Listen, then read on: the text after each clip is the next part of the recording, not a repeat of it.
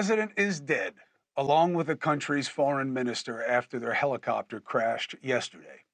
Why did this happen? Who or what is responsible? We don't know.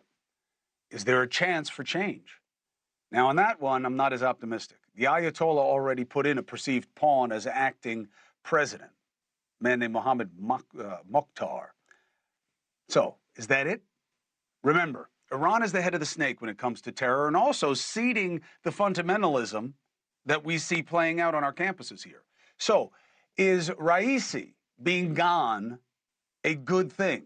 Or is Iran really controlled by the Ayatollah so nothing changes? Now, perfect guest. Iranian expat, attorney, advocate Elica Le Bon made a mark of arguing about the risks of extremism at home and the need for reform in Iran. Her videos get millions and millions of views, and rightly so.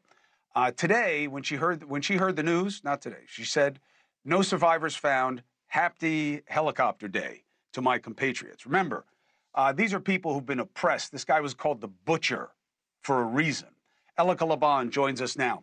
I don't have a ton of time tonight, Elica, so I want to give it all to you. Tell people what this means to you and what you believe it could mean for all of us.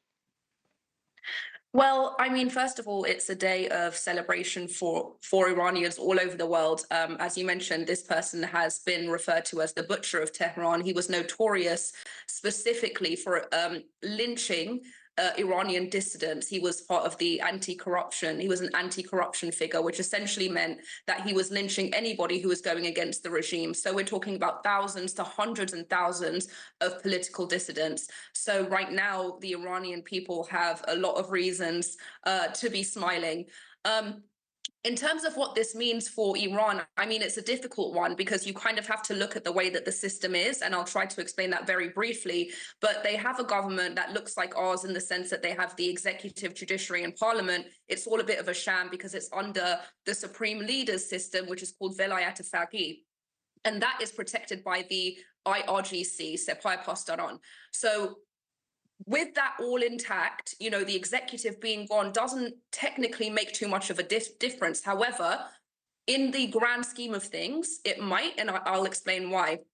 The IRGC essentially runs the country.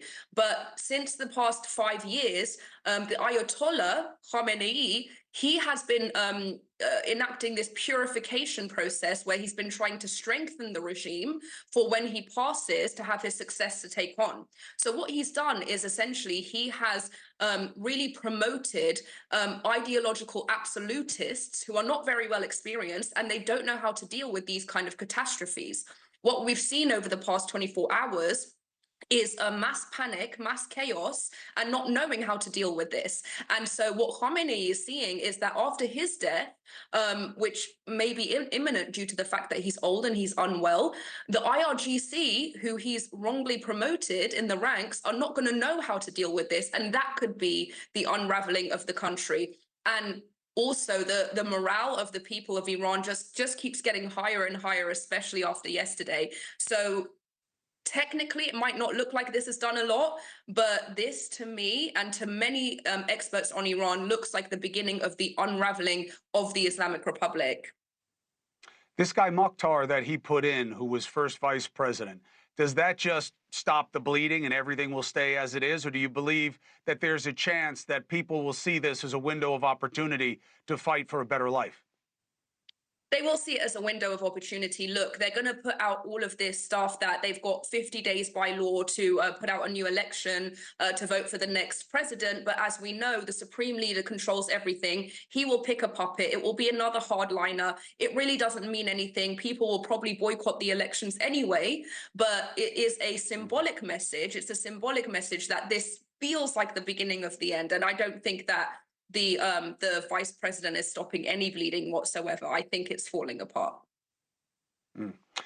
I appreciate you for educating people to what's happening there. Iran, you know, as Iran goes, in large part, so does that Middle East region, and so does a big part of our own country's future. So we have to keep our eyes on it, and we will. And I will have you enlisted to help me with that. Elica Le Bon, thank you very, very much. Cheers. Cheers. Hey, thank you for watching. Please go to newsnationnow.com, newsnationnow.com, and you can find NewsNation on your television provider. And don't forget to click the red subscribe button down below. Then you will get more of NewsNation's fact-driven coverage.